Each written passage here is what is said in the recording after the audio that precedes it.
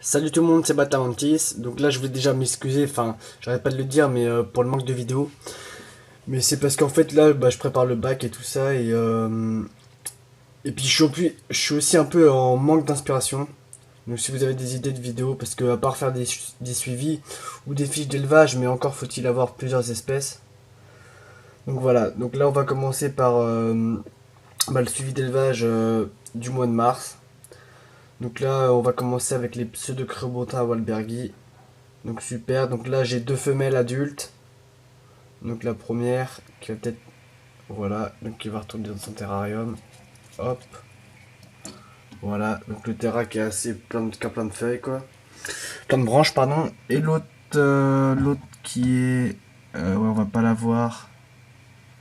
Bon elle est plus bas. Et voilà. Donc là deux femelles, donc j'ai eu beaucoup de pertes, mais dû en fait cette espèce elle est très sensible à la nourriture en fait. Faut savoir que pour les élever, il faut vraiment varier, mais beaucoup la nourriture. Donc j'ai varié mouche et red runner. Et c'est bon, j'ai pu sauver deux femelles. Parce que les red runner, j'ai eu des pertes, des vomissements et des pertes. Et que des mouches aussi. Donc du coup, j'ai varié les deux. Donc voilà, donc là, deux femelles. Donc elles sont pas accouplées. Bon, elles ont un gros abdomen. Mais en fait, j'avais tenté l'accouplement, mais elles m'ont mangé mes deux mâles. Donc, enfin, j'étais un peu deg. Mais bon, comme vous savez, j'en avais eu beaucoup, donc là il m'en reste des mâles, enfin deux, donc qui sont subadultes. Donc voilà, donc ils vont pas tarder à préparer leur mue. Je vais vous montrer ça. Hop. Alors désolé. Donc voilà, donc là un mâle subadulte, donc qui va pas tarder à muer. Donc voilà. Donc ça c'est le mâle. Et là il y a l'autre qui est dans l'autre boîte au fond. Donc voilà, donc deux mâles, deux femelles. Donc j'ai pas intérêt à louper cette fois-ci l'accouplement. Donc voilà pour ce qui est de cette espèce. Sinon on va passer au Hierodula majuscula. Donc là si vous vous souvenez ici, c'est là qu'elles étaient, j'en avais une vingtaine. Donc j'ai eu beaucoup de cannibalisme, mais là du coup il m'en reste ouais, une quinzaine. Donc voilà, donc elles sont en T-sub pour la plupart. Donc là on voit un beau mâle marron. Enfin tous mes mâles sont marrons. Voilà voilà. Le problème c'est que j'ai beaucoup de mâles pour très peu de femelles. Donc ça c'est un peu chiant. Donc voilà, là c'est deux mâles. Là j'en ai un autre. Là aussi. Enfin en gros là j'en ai quelques-uns. Hop.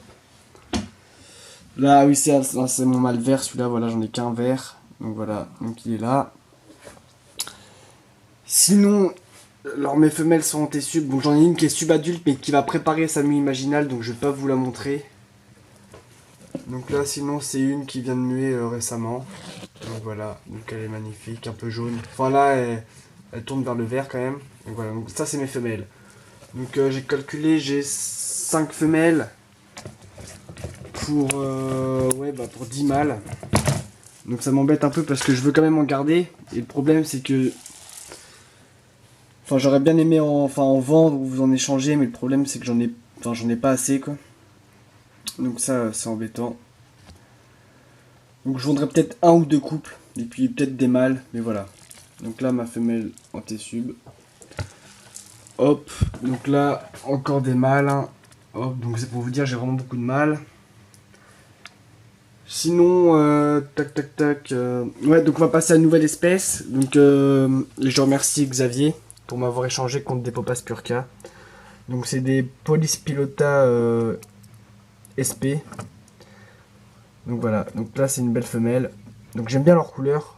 Là on va pas bien voir parce qu'elle est vraiment bien éclairée, mais en gros leurs pattes ravisseuses à l'intérieur elles sont magnifiques. Ouais voilà le petit point noir là. Hop. Et assez vorace. Hein. Donc super content d'avoir acquis cette espèce. Donc elles sont subadultes. Et là j'ai un mâle en T-sub. Donc voilà. Sinon là j'ai un autre mâle subadulte. Voilà nickel. Et une femelle qui est superbe. Donc attendez, hop, désolé pour le changement. Donc voilà, donc là une autre femelle, donc elle est magnifique, elle est vraiment verte. Donc j'ai hâte de voir ce que ça va donner une fois adulte quoi. Donc voilà. Donc du coup j'ai reçu 3 couples. Donc c'est super. Alors sinon, bah on va passer, tiens, au Popas Purka. Donc là, elle est dans une bouteille. Bon, j'aime pas trop ça, mais c'est provisoire. Donc voilà, donc elle est subadulte. Donc toutes mes Popas sont plutôt noires. Mais vraiment noir. Donc c'est assez intéressant. Je pense que c'est dû pas au manque de lumière, mais hop. Enfin, faut que je vous le montre bien, mais voilà. Elles sont... Ouais, la lumière apparaît un peu marron, mais en vrai, elles sont bien noires. Donc voilà.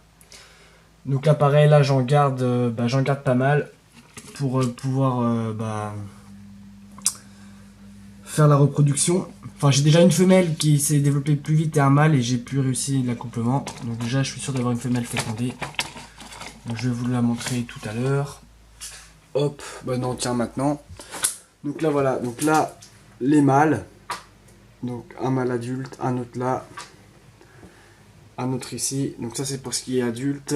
Là, un autre mâle subadulte. Donc je garde beaucoup de mâles pour être sûr de réussir l'accouplement. Et là, un autre mâle, subadulte aussi. Donc là, les femelles, pareil, donc noires, donc là et là. Hop, donc subadulte aussi. Et voilà, donc on va passer hop à la femelle qui a été fécondée, donc qui est là. Mais je vais vous la sortir parce qu'elle est vraiment magnifique. Elle, c'est la seule qui est vraiment marron. Hop. Où est-ce qu'elle est? Clac. Donc je pense que ça devrait pas tarder à pondre. Donc là voilà. Hop. Donc super, donc une femelle de fécondée. Donc un super espèce, c'est de l'info, j'arrête pas de le dire mais je les adore. Donc voilà pour ce qui est des Popas Purka. Donc on va passer aux Hyménopus. Donc voilà, donc là un mâle qui a mué récemment. Hop. Donc hop, les Hyménopus, donc elles sont ici, enfin dans l'arbre à plast. Donc j'ai cette femelle adulte. Hop. Une autre là, une autre là.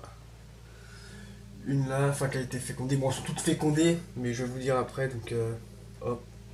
Une autre là, il m'en reste deux ou une en haut, enfin chez moi sur les orchidées. Donc voilà. Donc le problème c'est que je les ai toutes normalement fécondées, mais bon, j'ai pas retrouvé de spermatophore dans les bras plastes. Mais normalement elles sont fécondées. Donc mes mâles, comme tous les mâles, ils ont fini par soit se faire manger ou soit plus être capable de s'accoupler, quoi, plus envie. Donc voilà, mais le problème c'est que ça va faire au moins pour les accouplements les plus récents un mois, voire deux pour les plus vieux, et toujours pas de Otech, donc ça commence un peu à m'inquiéter, surtout que j'ai plus qu'un mâle maintenant. C'est surtout celle-là, donc elle a un énorme ventre, elle doit me faire de la rétention de Otech, parce qu'elle elle a subi 3 accouplements et toujours pas de ponte. Donc ça m'inquiète un peu. Mais bon, affaire à suivre. Mais j'espère qu'elles vont pondre des Otech, parce qu'au moins je serai rempli de petites hyménopus et je pourrais vous en échanger, vous en vendre, quoi, plein. Donc voilà. Pour ce qui est des hyménopus, hop. Donc ouais, dernière espèce, enfin avant-dernière plutôt. Donc Phylocrania paradoxa. Donc là, hop, vous pouvez voir les mâles. Donc ils doivent être L4, L5. Et les femelles, pareil, tiens, une qui vient de mûrir récemment. Hop. Donc j'ai 8 mâles pour 6 femelles. Donc j'attends qu'elles grandissent un peu. Et pareil, peut-être que je vais en vendre. Donc voilà. Et sinon, on va passer à l'Heterochaeta orientalis. Donc ma femelle qui est toujours vivante. Donc j'avais repéré des accouplements, mais enfin elle m'a pondu 6 Otech en tout, mais le premier n'a toujours pas éclos. Et du coup je l'ai ouvert et non, je pense pas qu'il n'était pas fertile, donc du coup je suis un peu dégoûté. Du coup en fait l'accouplement ça n'a pas dû marcher ou j'en sais rien, mais je pense que c'est fini pour cette espèce. Donc je suis un peu deg là-dessus. Ouais, ça m'ennuie un peu. Et là, du coup, on va finir sur les mouches, hein, enfin ce que je donne à mes menthes. Donc pareil, donc voilà. Donc les mouches nourries au sucre, bien évidemment. Donc voilà. Allez. Ah non, tiens, c'est pas la fin, non. Hop. Donc là, Cnemidopholium cistrifolium, donc il est au fond. Ouais, non, on va rien voir. Je vais même pas faire la mise au point. Peut-être vous le sortir. Enfin, vous la sortir parce que maintenant je sais que c'est une femelle. Hop. Ouais, bah non, impossible. En gros, c'est ma seule éclosion que j'ai eue, donc c'est ma seule femelle. Donc voilà. Allez, ciao.